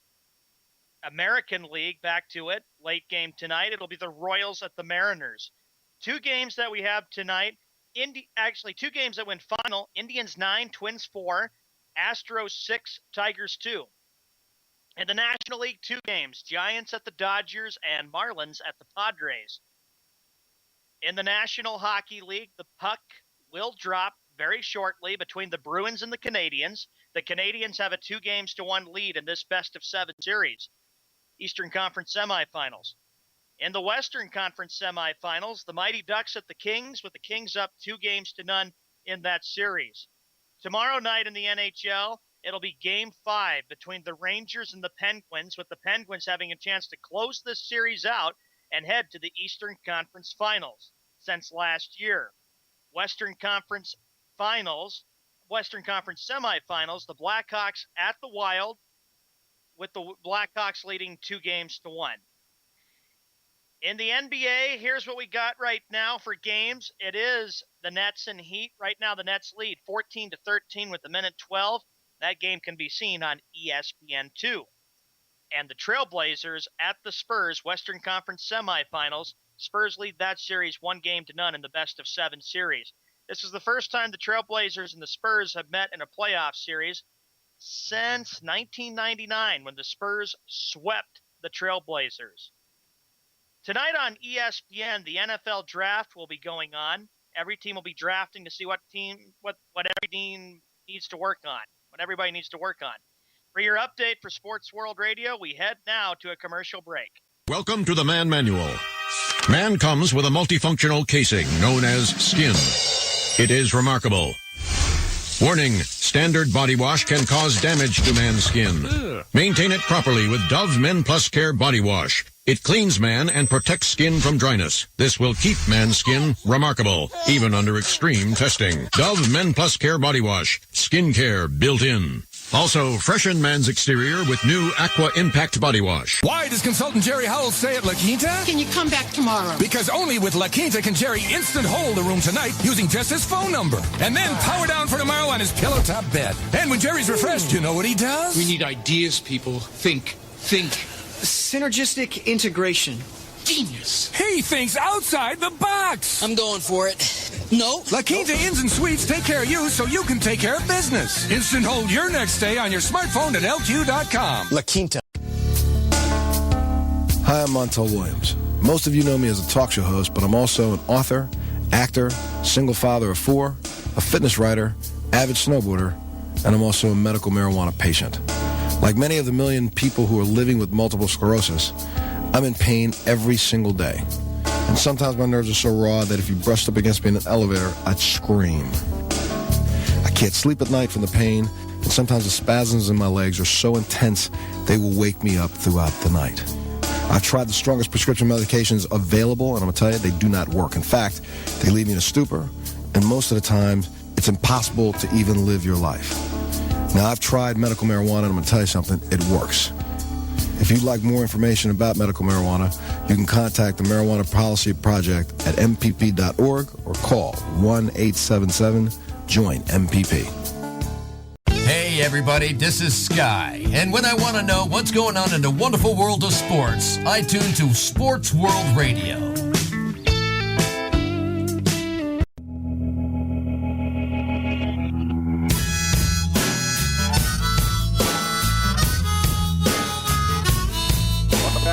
World Radio, Sean Man, Jeff Escott with you each and every Monday evening, afternoon, or morning, depending on where you're at. If you're morning, then you're in Hawaii. If you're in the afternoon, you're right here in California or on the West Coast. And if you're evening time, you're over there in the Central and the East Coast, over there on the left-hand side over there. Hey, what are the odds we can maybe bring the show to Hawaii for a week? I would love to do that. Seriously, we should all go to Hawaii and bring the show out for a week. I would love to do that. There's only one problem. I would probably never leave. No, you live in San Diego. That's not quite Hawaii, but in terms of the temperatures and the palm trees and all, that's pretty darn close. I would probably never leave because the temperature is even better there. 35 minutes past the hour, we got our Frank Sprankle, the man who does the second hour on Tuesdays and Thursdays with us. Before we left for the update, we were talking about coaches. Jeff, what's your thoughts about Pat Riley? And also, Jeff, what are your thoughts about Jeff Van Gundy when he took over Pat Riley? Boy, you're really sticking it to me, aren't you? Just asking because we've been talking about it. Had a great segment about coaches. Well, I wasn't too thrilled when Pat Riley left the Knicks and did what he did. They had a chance to win the championship with him, and they couldn't do it. And then Jeff Van Gundy, I happen to think, is an awesome coach. I think Pat Riley is a better suited for what he's doing now, being the president and making teams instead of coaching them. You know? I remember when the Knicks were ready to play the Heat in that first game at Madison Square Garden with Pat Riley as the coach of the Heat. And Frank, I know you remember that well too. Remember how angry Knick fans were when he left the team because then he abandoned them, went to Miami, and that started a really classic rivalry in the late 90s between the Knicks and the Heat. And remember, this is the late 90s too, and at the same time, as far as Jets fans were concerned, you had Bill Parcells leaving the New England Patriots and joining the New York Jets. That's what it was kind of similar to. You had Pat Riley leaving the Knicks to go to the Heat, similar to how Bill Parcells left the Patriots after Super Bowl 31 to go to the New York Jets. Yeah, and that was a big thing in the late 90s. And there's a lot of memories between the Knicks and the Heat and that rivalry that they had. I'll never forget the time when Charlie Ward, when P.J. Brown picked up Charlie Ward, threw him to the ground. Knick players are walking off the bench, and they got suspended. That hurt them in the 97 series. And how about the memory when Jeff Van Gundy ran on the court and was wrapping himself around Alonzo Moore? 1998. 98. Remember that, Jeff? Yeah, I remember. What? I'm gonna forget that? Wait! I remember that. It looked like Jeff Van Gundy was. It was like an object stuck on a tire to a vehicle, just rolling around for 5 miles. That's what Jeff Van Gundy looked like. Seriously, it looked like he was clinging to his leg, and I'm like, dude, that was hilarious. He was. And he had two Georgetown centers going at it. You had Patrick Ewing going up against Alonzo Mourning. That was a lot of fun. But those suspensions killed the Knicks. In 97. Yeah, those suspensions, what, they have 7, 8 players suspended, and they had so many players they had to freaking split it up between games, and that's what killed them. And here's the thing, too. Pat Riley in that series, Knick fans even blamed him because they thought Pat Riley told P.J. Brown to do that. Flip Charlie Ward to the ground and then have Nick players even off the bench. I don't agree with that statement. Not one bit. Not one bit. I don't believe that at all. Frank, what did you think of that? Don't get me started on that one. Because one thing I wanted to see Jeff's Knicks go up against your Bulls. That would have been a really classic series in '97. You know then what? Miami came back, and then they played the Bulls, and the Bulls just flattened the Heat to the ground. If you look at the era in which the Bulls were winning championships, well, actually, even before, you had, say what you want about the Bulls rivalry during the 1990s. The Bulls, the biggest rivalry they ever had in Michael Jordan's time, pre-championship and the first year of the championship, which was 1991, was arguably the Detroit Pistons. Have you guys seen the 30 for 30 documentary on ESPN chronicling the Detroit Pistons, Yes. the bad boys of the late? Dude, that's I'm going to say this. That's how the NBA should be played today. Correct. That No, I is agree my with you. favorite era of the NBA, bar none. It's better than what we have today. No, I agree with you on that. I like that era a lot better. This era sucks. I'll tell you what, if there was a game on national TV and it didn't involve my team, I would still watch it. I hate to tell you, but any team back then that played like that would beat the living snot out of Miami right now. I agree. And you know what? Here's another thing, too. You talk about LeBron being a ball hog. You have ball hogs. This is a ball hog league, Jeff. You didn't have ball hogs. You had guys that worked together as a unit, and that unit wanted to kick the holy you-know-what out of the other unit. Correct. Yeah, I'll tell you, if you want to watch how the Yeah, NBA great. should be played, ladies and gentlemen, watch the Bulls-Pistons matchups of 1989 to 1991. I haven't seen that documentary. However, I have seen the documentary called NBA Rivalries, and they talked a lot about, of course, we know the greatest one, the Celtics and the Lakers, but the Bulls and Pistons, you're right, Frank, classic rivalry from the late 80s. Two teams just hated each other. Think about Who it. am I watching? Pistons beat College? them in 88, 89, and 90, and then finally the Bulls ended their little jinx against them, defeating them in Memorial Day 91. Monday. It was Memorial Day Monday, 1991. I even know the date, May 25th, 1991. And the Pistons looking like cowards at the end. I believe they have since admitted it was a mistake. We should have acknowledged them. But you know what? You committed the act that makes you cowards. And guess what? You didn't acknowledge the Bulls. So what? That was just as good, if not even better, than defeating the Lakers in the NBA championship. Here's the thing. The bad boys of that time with the Pistons, a lot of people disliked. And you know who the person was that they really disliked? Bill Lame Beer. People could not stand Bill Lame Beer. Oh. Looking back on it, I love the way the Detroit Pistons played basketball back then. I really do, because they played tough, no nonsense. You get in our way, we're going to get in your way. And like I said, Jeff and Frank, here's a question for you both. Did both of you think Detroit would not ever win an NBA championship after they lost in 7 games in 1988 to the LA Lakers? I don't remember. Well, they did lose. LA beat them in 7 games. I did not. I thought that the Lakers, with obviously having Magic on their team, Magic and Kareem, I thought they'd be poised to win at least another title after 1988. That didn't happen. Kareem had retired by 1991. 1989. Well, I'm saying no. I said by 91. Yeah. The reason why I'm saying by 91 is because, of course, 91 was the year they faced the Bulls in the NBA Finals. Pat Riley was gone by then. You had Mike Dunleavy. He was the head coach of the Lakers at the time. I'll say this, and all due respect to your Knicks, Jeff, that was a heated rivalry, but that doesn't even compare, bar none, to the Pistons-Bulls matchups of the late 80s, early 90s. Well, it was a lot more physical. Oh, it was, and that's what I love, the physical aspect. Now, I'll say this about the Bulls-Knicks rivalry. The most memorable moment in that rivalry didn't even happen when Michael Jordan was playing. It happened in 1994 in the second round between the Bulls and the Knicks. It was the last year of the old Chicago Stadium. Derek Harper and JoJo English. Remember that, bro? Yes. I could tell you what I was doing that night. It was a Friday night. I was actually at a friend's birthday party. It was at a laser tag facility. We were out laser tagging. Sure enough, there were me and a few other guys that decided to take a break. We knew the Bulls were playing the Knicks. We wanted to see what was going on. Sure enough, we actually were there 2 minutes watching the game when all hell broke loose in the Chicago Stadium. And then we were telling everybody, stop what you're doing. You got to check this out. I was at a bar drinking with my buddy. He was the Chicago Bulls fan. I was the New York Knicks fan. It had to feel good.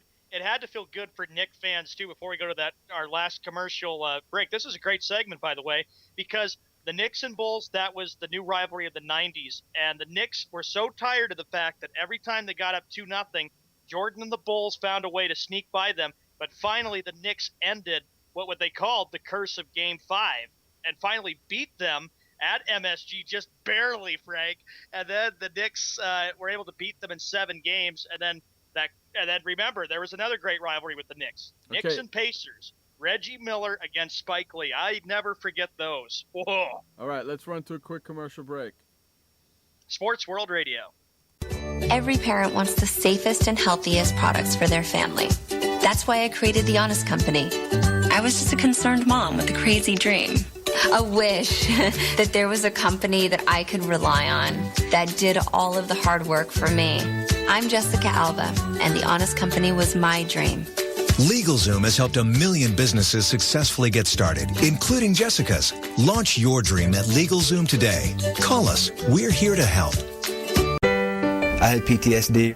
Once I was back from Iraq, I was distant from everybody in my family. We had a reunion of our unit, and you'd hear these spouses say, is your husband doing that? My husband's doing that too. I thought it was just us. And really understanding that, hey, this is a common experience. I learned more to listen to what he was saying, and that made it easier for me to understand where his pain was coming from.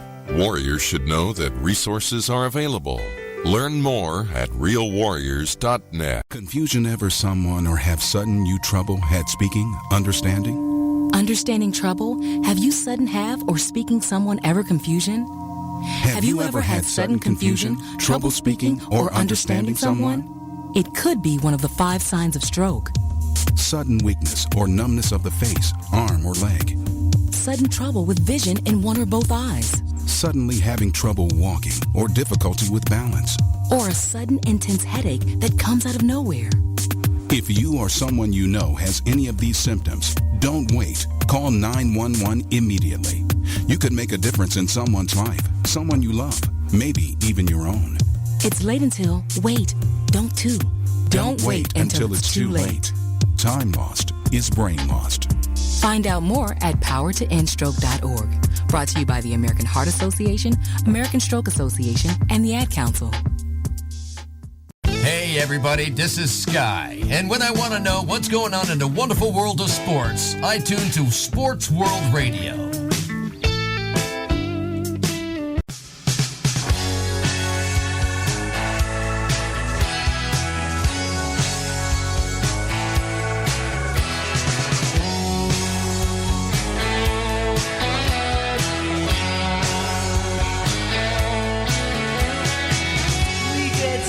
Hi, welcome back to the final segment here on Sports World Radio. Jeff Eskow, Sean Mann with you, and joining us each and every Tuesday and Thursday in the second hour of the show. That's right, I said second hour of the show is our good friend Frank Sprankle. What's going on, Frankie?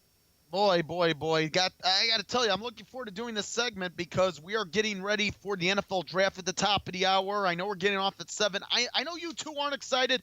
I know, Sean, you got your Canadians and Bruins. Jeff, you got your NBA playoffs. I got my NFL draft. That's what I'm looking forward to at the top of the hour. Let's go. Okay, who's going first? I want to go first. And you know what, gentlemen? No, who's going first? Oh, in terms of the pick? Oh, yeah. The Houston Texans are on the clock. They've been on the clock since the season ended. Okay, are they going to make their pick or are they going to trade it? How am I supposed to know? My guess is, though, if I had to take a guess, I am going to say they're going to take J.D. Von Clowney. I think they want to get a defensive end on one side that matches up with the skill and ability of J.J. Watt. I don't think they're quite sold on Clowney completely, but I think they realize that in terms of the best defensive player, he's probably the best there is. So I'm going to say they take J.D. Von Clowney. There could be a trade, who knows? But if there is a trade, from my understanding, it would take probably 3 draft picks for the Texans to trade for somebody to trade up with the Houston Texans. I want the Giants to do it. Well, then here's what I think would happen. It would take, obviously, the first-round pick next year. Yeah. It would take their first-round pick in 2016, I believe. And it would also take maybe a second-round pick next year as well. So here's what I'll say. It will take the first-round picks next year and the year after, 2016, and a second-round pick next year. How about do it this way? I give you my first round pick this year, my first round pick next year, my second round pick next year, my second round pick this year, my 5th round pick this year, and my 7th round pick this year. So if you're the Giants, that's what you're proposing here on the table in terms of we're going to offer you all these draft picks. Uh-huh. Okay, I think that the Texans would consider that a steal, and I think they would go for it. And then I'm the Giants. I take Giovanni Clowney in a second because they need defensive help. You know, it's interesting. I was thinking, and by the way, you know what I did read as I was doing my own preparation, sending it to Josh. Let me pull it up, but it was an article from NJNewJersey.com. Well, not New Jersey, but NJ.com. And it is about the New York Giants. Your New York Giants, Jeff, possibly taking Johnny Manziel if he is available at 12. Yeah, I know, so they could stop freaking Jerry Jones from getting him. Oh, so you think this is just a cover-up against the Dallas Cowboys? You bet. This has nothing to do with possibly looking at grooming a successor to Eli Manning, not to mention, too, putting pressure on Eli Manning, considering that this guy is interception-prone. Well, they have freaking Josh Freeman there. Here's another thing I want to point out, too, in terms of Manziel. I also read an article that he wouldn't be sold on playing in Jacksonville because he doesn't want that small market feel. He wants to play in the big market. If I'm Johnny Manziel, I want out of Texas so bad it hurts. I think his parents want him out of Texas too. They do. If I'm him, I want out of Texas so bad it hurts. But you know what? That may be beyond his control. I don't think the Texans are going to draft Johnny Manziel. No. It could happen, but I don't think with the number 1 pick we're going to hear Roger Goodell boo, boo, boo. I happen to think that the Houston Texans are trading their first pick. That, you know what? All right, what are better odds of happening? The Texans drafting Manziel or trading? I think it is. I agree. It's going to be the Texans trading away their draft picks. Although I do think they're going to take J.D. Von Clowney with the number 1 pick. But we got to find that out at the top of the hour. Well, here's something I want to go ahead. If they keep their first pick, they're taking Clowney. If they trade their first pick, then they're not taking Clowney, then they're looking for something else. Yeah, and it's not going to be it could be the New York Giants too, but it may be an X number of teams because an X number of teams won Clowney. There's an X number of teams that won Manziel. It seems that go to NFL.com and all you'll see is Johnny Manziel's picture left and right. That's why I don't go there because I don't know how these guys see him as an NFL quarterback. Well, they also saw Tim Tebow as an NFL quarterback, and look at all those people that were wrong and I was right. You know what? I guess the most interesting man in the world isn't the Secchi's guy tonight. It's got to be Johnny Manziel. Because Johnny Manziel's getting all this attention. Why? Why? Because he brought it on himself. This is a guy that does have talent. He's got great talent. He's got great points. He doesn't have NFL talent. He has also proven himself that he has had character issues in the past. Now, I'll say this to Manziel's credit. We have not heard any character issues during this football offseason. But then again, he's just trying to save as much draft stock for him as he possibly can. He's not an NFL quarterback. We'll find that out. I want to propose something to you, gentlemen. The Houston Texans on the clock, that's what you get for having the worst record in the league. We know in the NBA and the NHL that in order to have the number 1 pick, you have to win a draft lottery. What about an NFL draft lottery? For or against? Against. Okay, I am for. I think for an NFL Why draft. would you want to be for it? They've always done it where the team who has the worst record gets the top pick in the NFL draft. Well, that's how it works with the ping pong balls. If you have the worst record, your odds of getting that number 1 draft pick are still there. You have the better odds. Not 100% guarantee, but you have the best odds. I think it would make things interesting. It would make the draft a steal. And quite honestly, it's something, Sean, I would love to see, so I disagree with you, buddy. Hey, love you a lot, buddy, as a friend. Disagree with you on that in terms of opinion. Oh, jeez. Jeff, what's your thoughts? I kind of think it would be a good idea because then you would get NFL teams stop tanking to get that pick. Exactly. To get that pick. And that's what it takes away the tanking in the NFL. Just tells me that Roger Goodell is continuing to screw up the entire NFL with all Roger Goodell, I suggested that. Roger Goodell didn't suggest this. I suggested it. So you it. don't pay attention. Oh, yeah. Well, if you say it, then he's going to hear it from you. Dude, Goodell, the NFL should hire me then. I kind of like that idea, Frank. What you do, you take the teams that didn't make the playoffs and you put them in a lottery system and you pull the balls out. Oh, and I got a good idea, too, and I can credit Nicholas Spiva for doing it. Because Nicholas and I had this conversation a while back. I got listen, I got a good idea in which I got to give credit to Nicholas Spiva here. On Press Row Central, we talked about this, and he made a suggestion that, and first of all, look, I know the Pro Bowl doesn't have a lot of interest. It needs to be played a week after the Super Bowl, and it needs to be played in Hawaii. Here's what you do. You have the NFL draft lottery the week after the Super Bowl at the Pro Bowl in Hawaii. You have it at halftime. You have maybe cheerleaders and dancers from other teams. They get the pick. Those that are in the lottery. No, you gotta have representative for teams there. All right, but I say have it at the Pro Bowl. Yeah, no, I like that idea. Have it at the Pro Bowl. Give Nicholas that credit, though. It'll get people tuning into the Pro Bowl, if not at least at halftime. Yeah, I say that would be that would be the ultimate halftime show. Or you could have it after the game and have everybody watch the entire Pro Bowl. I mean, that's what the NBA does, right? They do it during the finals halftime, right? Here's what you do. Well, you can have it after the game. Here's my suggestion. You have the Pro Bowl, and like I said, it should be played always a week after the Super Bowl, and it should be in Hawaii.